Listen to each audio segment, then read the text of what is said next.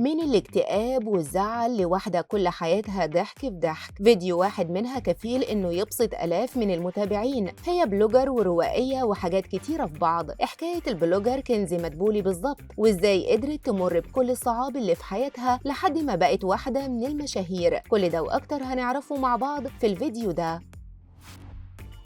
مين فينا ما يعرفش البلوجر كنزي مدبولي دلوقتي؟ البلوجر الشهيرة صاحبة أجمل محتوى على السوشيال ميديا، البنت الكوميدية والروائية اللي أعمالها سباقة في معارض الكتب. كنزي اللي كلهم بيشوفوها دلوقتي هي في أول حياتها ما كانتش كده، ما كانتش البنت المضحكة دي، كانت بتمر بظروف كتيرة صعبة، لكن بوعيها الكبير وثقافتها قدرت تعدي كل اللي مرت بيه لحد لما بقت البنت اللي كل البنات نفسهم يكونوا شبهها. كنزي بدأت رحلتها من وضع صعب جدا، وكانت بتعاني من الاكتئاب لفترة طويلة، لكن بدل من الاستسلام للحالة دي قررت انها تحول حياتها وتغيرها كلها على بعضها. كنزي بتقول انها بالصدفة عرفت انها بتمر بالوسواس ده، وكانت بتتكلم مع خطيبها وبتوصف حاجات بتحصل معاها، وهو قال لها ممكن يكون السبب كذا. هي اخدت بالها فعلا وبدأت تدرك اللي عندها، وبدأت تحط خطة للعلاج منه، وفعلا اتعالجت وساهم في كده دخولها عالم صناعة المحتوى الترفيهي. بدأت كنزي تنشر محتوى إيجابي وكوميدي على كل منصات التواصل الاجتماعي، فيسبوك وإنستجرام وتيك توك، واللي جذب ليها عدد كبير من المتابعين. كنزي عندها قدرة كبيرة على نقل الإيجابية والبهجة من خلال فيديوهاتها وصورها، وبتنشر دايما فيديوهات كوميدية مضحكة، فيديوهات نقدر نوصفها إنها مريحة للقلب وجاذبة للسعادة. الفيديوهات دي بتكون محفزة جدا لجمهورها، وهم للأمانة كلهم بيحبوها لأنها بتشارك معاهم يومها بشكل عفوي وبسيط، وده اللي خلى الناس تحبها وتتابعها وتستنى الفيديوهات بتاعتها علشان يتفرجوا عليها. سبب تاني لحب الناس ليها هو ان كنزي بتشارك مشاكلها وتجاربها الشخصية بصراحة وصدق، وده بيخليها قريبة من قلوب الناس. متابعينها بيشوفوا فيها نموذج الشخص اللي قدر يتغلب على الصعوبات ويبني حياة ناجحة وسعيدة. كنزي مش بس نجحت في تخطي الاكتئاب، لكنها كمان نجحت في انها تبقى واحدة من اشهر البلوجرز على السوشيال ميديا، وبتشارك متابعينها نصائح عن الأزياء والحياة والجمال، وده كله بأسلوبها الخاص والعفوي اللي بيخليها حلوة جدا. وفي موضوع الجمال كتير من الناس بيشوفوا إن كنزي هي واحدة من أجمل البلوجرز على السوشيال ميديا. جمالها الطبيعي وبساطتها بيخلوها دايما متألقة ومحبوبة من المتابعين، لكن الأهم من الجمال الخارجي هو جمال روحها وشخصيتها، وده اللي شادد الناس ليها أكتر. مش بس كده، كنزي كمان ليها نجاحات في مجال الكتابة،